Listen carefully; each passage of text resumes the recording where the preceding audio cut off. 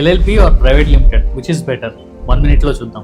Hello all, I'm CA Puliganesh from Hyderabad. మనం ఇప్పుడు point to point comparison చూద్దాం. Number 1, ownership and control. ఎల్ఎల్పిలో full control నీకే ఉంటుంది, అవుట్ సైడర్ ఇన్వాల్వ్మెంట్ అనేది మినిమం. అదే ప్రైవేట్ లిమిటెడ్ లో వస్తాయి, ఇన్వెస్టర్స్ ఎంట్రీ అనేది ఈజీ అవుతుంది, సో కంట్రోల్ అనేది షేర్ అవుతుంది. Number 2, funding and investment. ఎల్ఎల్పిలో mostly self funded, so limited funding options ఉంటాయి. అదే ప్రైవేట్ లిమిటెడ్ లో అయితే venture capitalist, Angel investors first choice ఉంటుంది.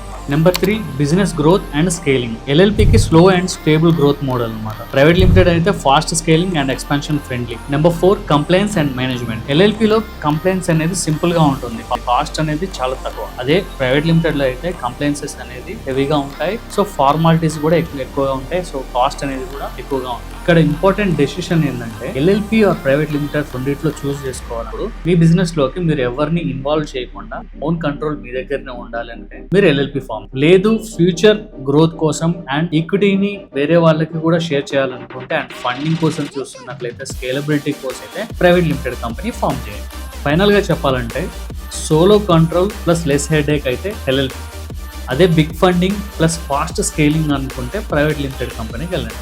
ఇక్కడ క్లోజింగ్ లైన్ ఏంటంటే, రాంగ్ బిజినెస్ స్ట్రక్చర్ని మీరు చూస్ చేసుకుంటే మీ బిజినెస్ స్టార్ట్ అవుతుంది కానీ గ్రోత్ అవుతుంది.